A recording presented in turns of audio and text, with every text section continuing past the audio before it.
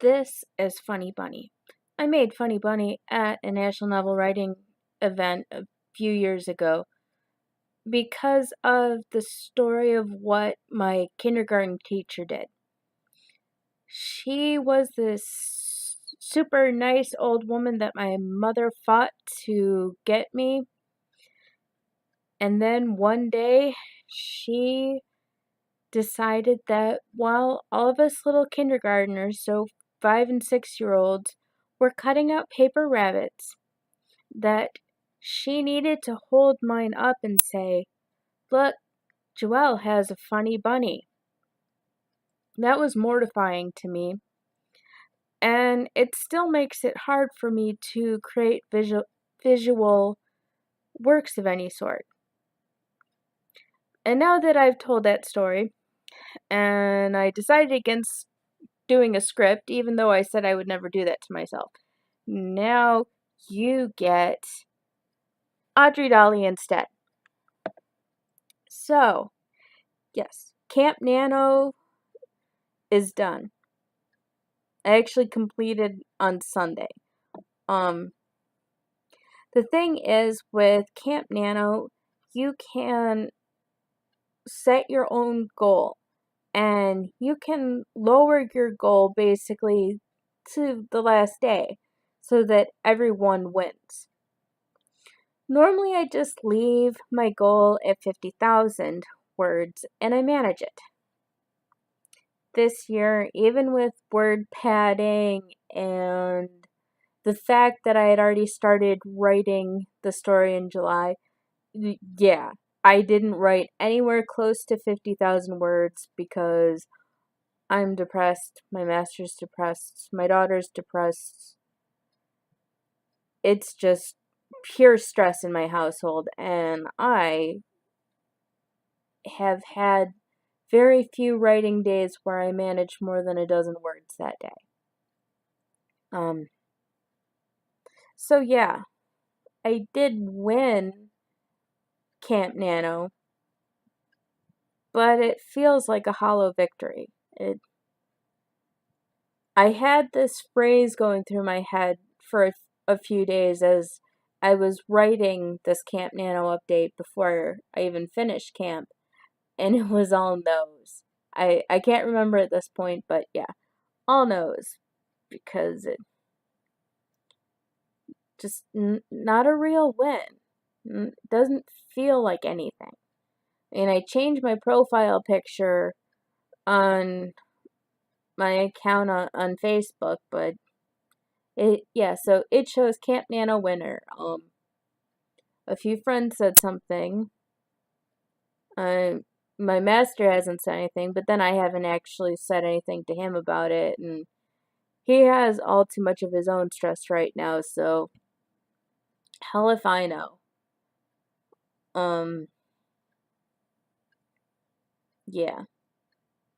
Two Houses is still going. I actually backed it up to my box.net account, and it's just kind of resting at the moment, and I had a short story that I wanted to write first thing in August and get it to some beta readers.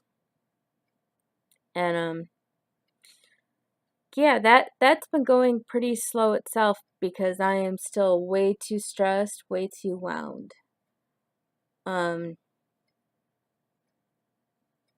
I really I hope that I will finish Two Houses eventually, because the notion of the deaf girl getting her romance, hell yeah.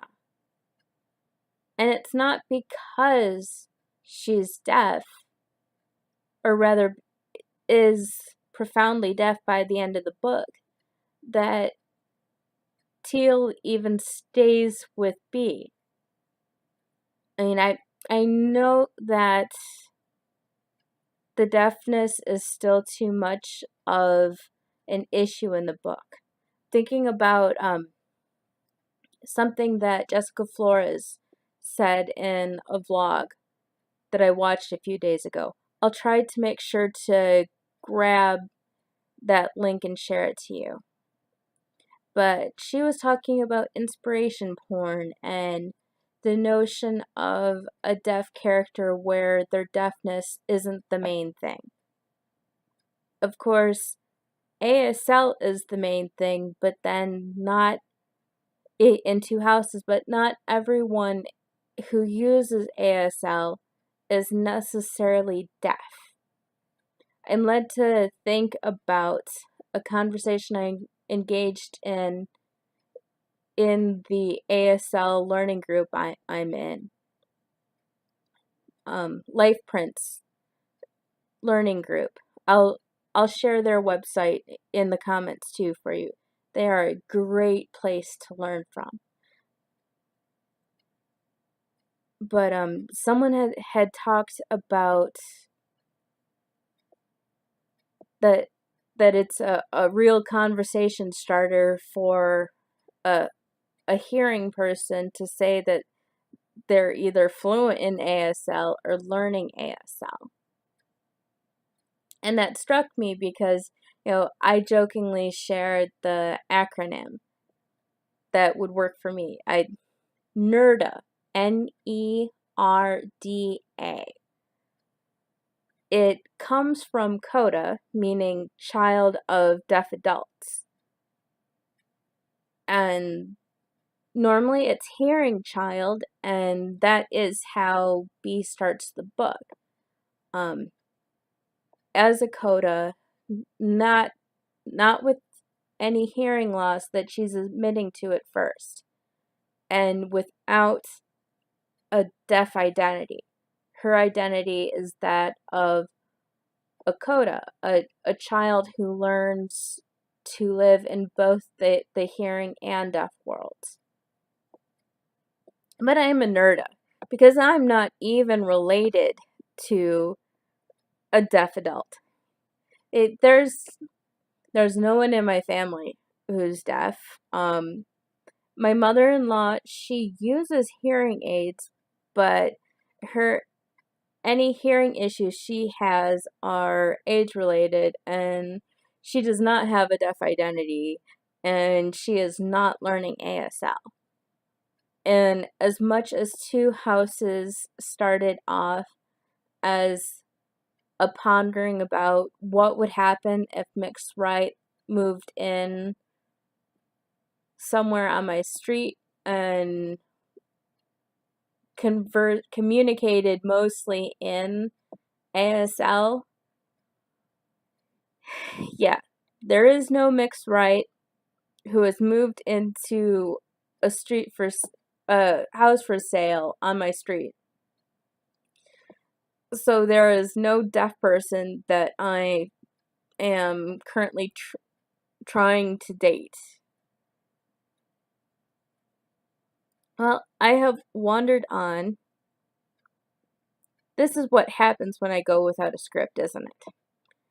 But I would ask that you consider subscribing because, yes, like I was just explaining to someone in my church about how trying to do something regularly is tricky for me because of my emotional health, my mental health, and everything. So I can't promise things like I'm going to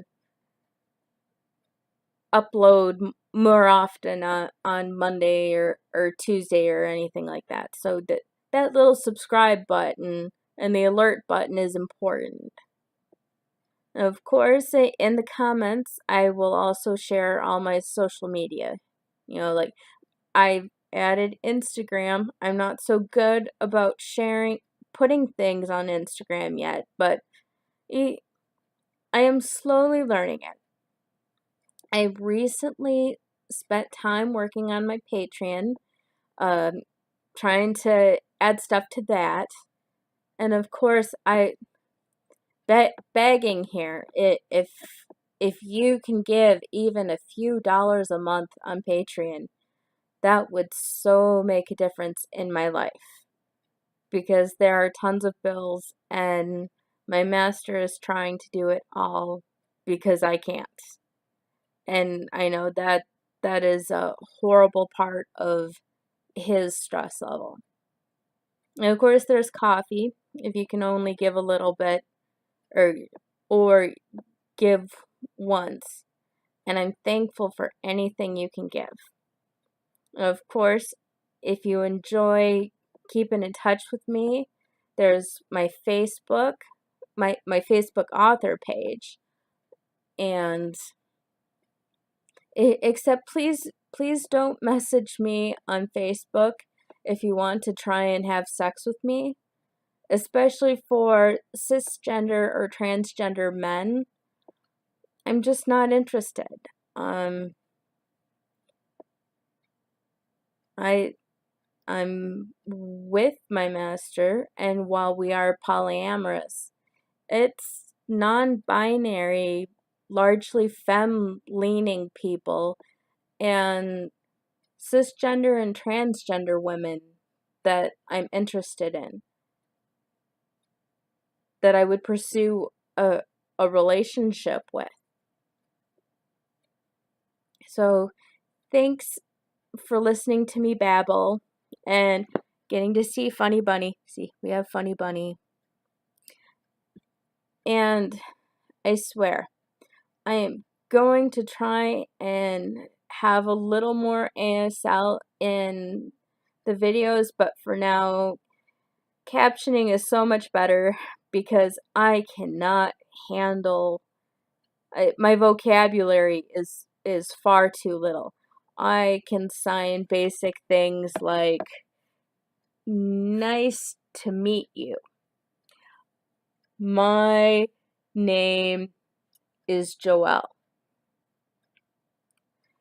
And as you see, I very quickly get past my limited ASL vocabulary and need to communicate, not commute, but communicate in writing. Of course, I prefer writing for communication if at all possible.